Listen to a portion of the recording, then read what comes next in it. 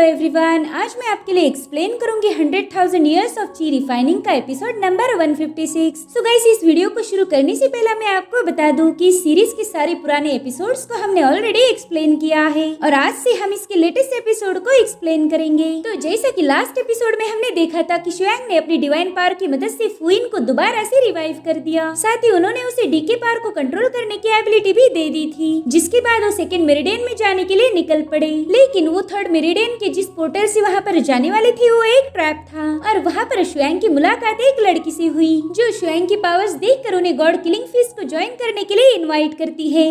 अब आगे तो हम देखते हैं कि वो लड़की जिसका नाम लीन था वो शुआंग को बताती है कि जब से ये दुनिया क्रिएट हुई तभी से थंडर और लाइटनिंग ही गॉड्स का खाना रहे हैं। इसी वजह से वो गॉड्स काफी ज्यादा पावरफुल बन गए। साथ ही हजारों सालों से गॉड किलिंग फिस्ट भी चलती आ रही है, लेकिन आज तक किसी भी कल्टीवेटर ने इस फिस्ट को जीता नहीं। ये सुनकर किंगशु अपने साथियों से कह रही थी कि इसका मतलब ये है कि इस दावत में ढेर सारे अलग अलग पकवान होंगे जो हम सबको वहाँ जाने के बाद खाने को मिलेंगे। वाह, इसके लिए तो मैं बहुत ज्यादा बेताब हूँ। जिस पर कांगसु कह रही थी कि मुझे तो खाने की बिल्कुल नहीं पड़ी, मैं तो वहाँ के बुड्ढे इमॉर्टल्स को चूना लगाकर ढेर सारे पैसे कमाना चाहती हूँ। ये सुनकर उसकी सारी दोस्त हंसने लगते हैं। इधर लीन उनकी बातें सुनकर कह रही थी कि मैं तो यहाँ पर गॉड किलिंग फिस्ट के बारे में बात कर रही हूँ और तुम लोग इस दावत का मजाक उड़ा रहे हो। इस दावत में दुनिया के सबसे पावरफुल कल्टीवेटर हिस्सा लेते हैं और तुम्हारी कल्टीवेशन को देखकर पता चल जाता है कि तुम तो इस दावत में शामिल भी नहीं हो सकते। तुम लोगों ने तो अभी तक इमॉर्टल एम्परर रेल्म पर ब्रेक थ्रू भी नहीं किया,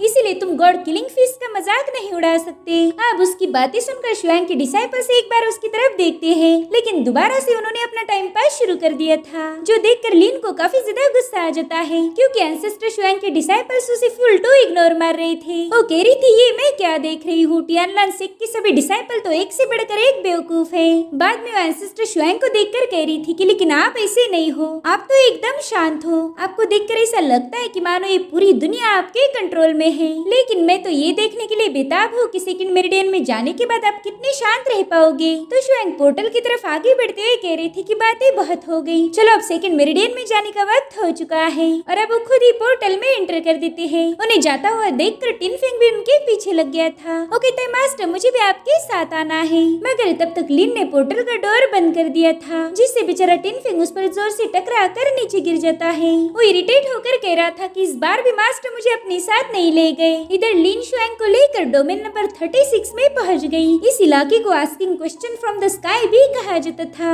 शुआंग वहाँ पर आते ही बता रहे थे कि ये तो इंडिपेंडेंट स्पेस है। लिन कह रही थी अरे वाह, आपने तो यहाँ पर आते ही इस जगह को पहचान लिया। हाँ, ये जगह इंडिपेंडेंट स्पेस में बनी है, यानी कि इसका माउंटेन एंड सी रेल्म से कोई कनेक्शन नहीं। अगर आपको गॉड किलिंग फिस्ट को अटेंड करना है तो आपको कई लेवल्स को पार करना होगा। फिलहाल हम 36वीं डोमेन पर हैं। आप इसे सेकंड मेरिडियन की 36th लेवल भी बोल सकते हो और इस लेवल का नाम है asking question from the sky. जिस पर शुआंग कह रही थी कि घिसी पिटी बातें छोड़कर मुझे कुछ नया बताओ। जिस पर लिन कहती कि नया तो ये है कि आप ही यहाँ पर नए हो। हजारों सालों से सेकंड मेरिडियन में बस इमॉर्टल एम्परर रेल्म के कल्टीवेटर्स ही आते रहे हैं। बस आप ही इकलौते ऐसे कल्टीवेटर हो जो ची रिफाइनिंग पर होते भी सेकंड मेरिडियन में पहुँच पाए। साथ ही आप ची रिफाइनिंग पर होकर भी गॉड किलिंग फिस्ट को अटेंड करोगे और यही सबसे स्पेशल बात है। जिस पर शुआंग कहते कि ऐसी कोई जगह नहीं जहाँ मैं अपना पाँव नहीं रख सकता, चाहे वो माउंटेन हो, समंदर हो या फिर रिवर्स हो, मैं कहीं भी एंटर कर सकता हूँ और कोई मुझे रोक नहीं सकता। ये सुनकर लिन कह रही थी कि हाँ, इस बात का अंदाजा तो मुझे हो चुका है। शुआंग कह रही थी कि सेकंड मेरिडियन पर बस गॉड ही कब्जा नहीं कर सकते, उन गॉड्स पर लगाम लगाना जरूरी है।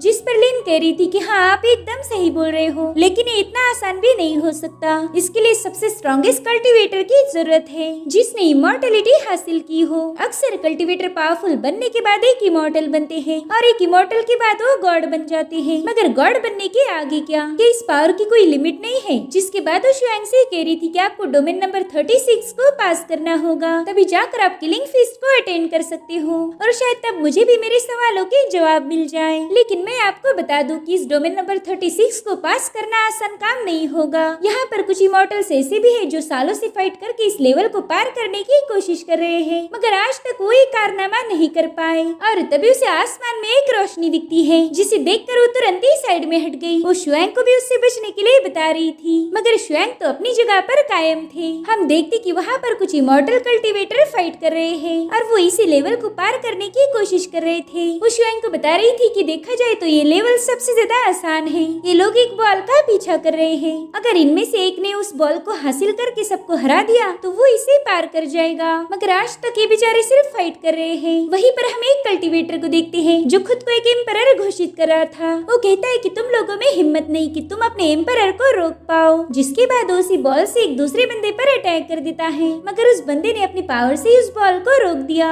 वो कह रहा था कि मेरे सामने तुम्हारी कोई औकात नहीं और तुम हो कि खुद को एम्परर बता रहे हो। अब उस कल्टीवेटर के पास वो बॉल देखकर बाकी के लोग भी उसके पीछे चले जाते हैं। तो उस बंदे ने उन कल्टीवेटर्स को रोकने के लिए 1000 ऑफ हैंड को क्रिएट कर दिया। वो हैंड इन सभी लोगों को नीचे सप्रेस कर रहा था। तो उसमें से एक कल्टीवेटर उस हैंड पर पावरफुल पंचेस हिट करना शुरू कर देता है, जिससे वो हैंड थोड़ी ही देर में ब्रेक हो गया। साथ ही वो बॉल भी उस कल्टीवेटर को मिल गया था। लेकिन तभी वहाँ पर एक लड़की आके उस पर अटैक कर वो बॉल छीन लेती है। वो कह रही थी चाहे तुम कितने भी टैलेंटेड क्यों ना हो, तुम हम तीनों को एक साथ हरा नहीं सकते। अब इन सभी लोगों में उस बॉल को हासिल करने के लिए ऐसी ही फाइट चल रही थी। लेकिन हमारे हीरो शुआंग को इस फाइट में कोई दिलचस्पी नहीं थी। वो तो अपने सिंहासन पर आराम फरमा रहे थे। इधर उस एम्परर ने वहाँ पर कई सारे ब्लास्ट करना शुरू कर दिए। वो किसी भी कीमत पर उस बॉल को हासिल करने की फिराक में था। लिन कह रही थी कि सभी के सभी पावरफुल कल्टीवेटर्स हैं, इनकी एक मूव भी जान ले सकती है। तो बताएं आप इस लेवल को पार कैसे करोगे? क्या आपने कोई प्लानिंग की है? लेकिन वो देखती है कि शुआंग तो एकदम रिलैक्स है। साथ ही उन्होंने अपनी चाय भी बना ली थी। वो हैरान होकर शुआंग से पूछती कि क्या ये चाय पीने का टाइम है? यहाँ पर एक कल्टीवेटर्स अपनी पूरी ताकत लगाकर फाइट कर रहे हैं और आप हो कि चाय की चुस्कियां ले रहे हो। लेकिन शुआंग तो अभी भी खामोश थे। वो बस मजे से अपनी चाय पीते हैं। और वही दूसरी तरफ वो कल्टीवेटर उस बॉल को हासिल करने के लिए कुत्ते बिल्लियों जैसे झगड़े कर रहे थे। और तभी उनमें से एक बंदे ने वाटर पावर को एक्टिवेट कर दिया, जिससे वहाँ पर पानी की बहुत बड़ी लहर क्रिएट हो गई और ये सभी कल्टीवेटर उसमें डूब के नीचे गिर जाते हैं। मगर थोड़ी देर में इन लोगों ने अपने होश संभाले, जिसके बाद वो दोबारा से फाइट करना शुरू कर देते हैं।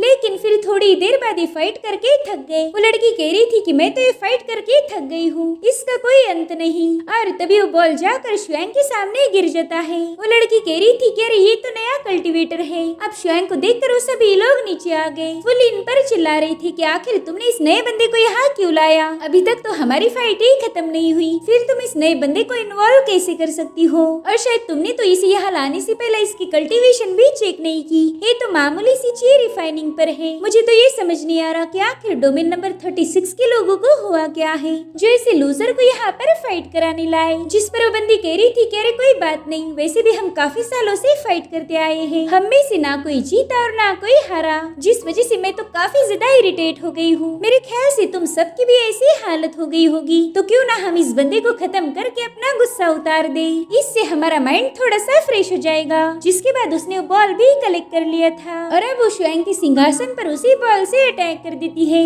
मगर शुआंग की डिवाइन ऑरा ने उस बॉल को वहीं पर रोक दिया और अब वो बॉल दुगनी तेजी से जाकर उसी बंदी को हिट हो जाता है, जिससे वो बुरी तरह से घायल हो गई थी। ये देखकर वो बाकी के कल्टीवेटर्स भी शुआंग पर अटैक करने के लिए आगे बढ़ते हैं। लेकिन शुआंग ने बिना उन्हें देखे एक ही सेकंड के अंदर अपनी पावरफुल ऑरा से उन्हें दूर फेंक दिया। उनका ऐसा हशर देख के लिन की हालत खराब हो गई और तभी शुआंग अपनी नजर उस पर डालते हैं और उसी स्टाइलिश अंदाज में पूछते कि बताओ तुम्हारे साथ क्या किया जाए। ये सुनकर तो लिन काफी ज्यादा डर गई। वो तो शुआंग के खौफ से ही पीछे हटने लगी। उसे लग रहा था कि शुआंग अब उसका भी नंबर लगा देंगे। तभी शुआंग उससे पूछती कि क्या तुम अच्छी चाय बना लेती हो?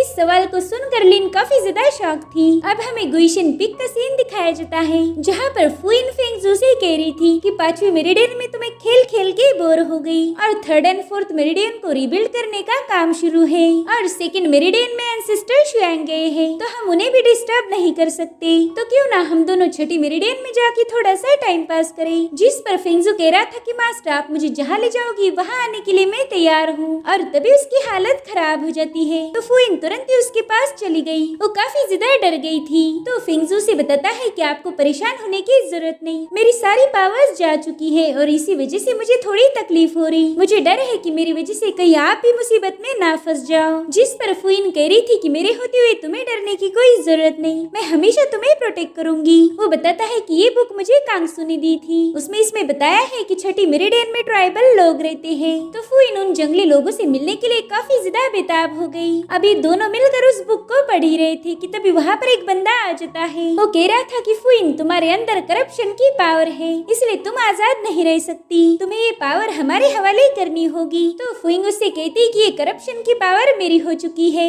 अगर तुम इसे हासिल करना चाहते हो तो मेरे साथ फाइट करो। जिसके बाद वो अपनी पावर्स को एक्टिवेट करते हुए उस बंदे के साथ फाइट करना शुरू कर देती है। लेकिन उस बंदे को पता था कि वो फुइन का मुकाबला नहीं कर सकता, इसीलिए उस बंदे ने फेंगजू को अपना टारगेट बनाया। अभी देखकर फुइन काफी ज्यादा डर गई थी, इसलिए वो पूछती कि बताओ तुम मुझसे क्या चाहते हो। जिस पर वो बंदा कहता है कि ज्यादा कुछ नहीं, बस तुम्हें मेरे साथ चलना होगा। और इसी के साथ ये जबरदस्त एपिसोड यहीं पर एंड हो जाता है। Thank you so much for watching. Bye bye, take care.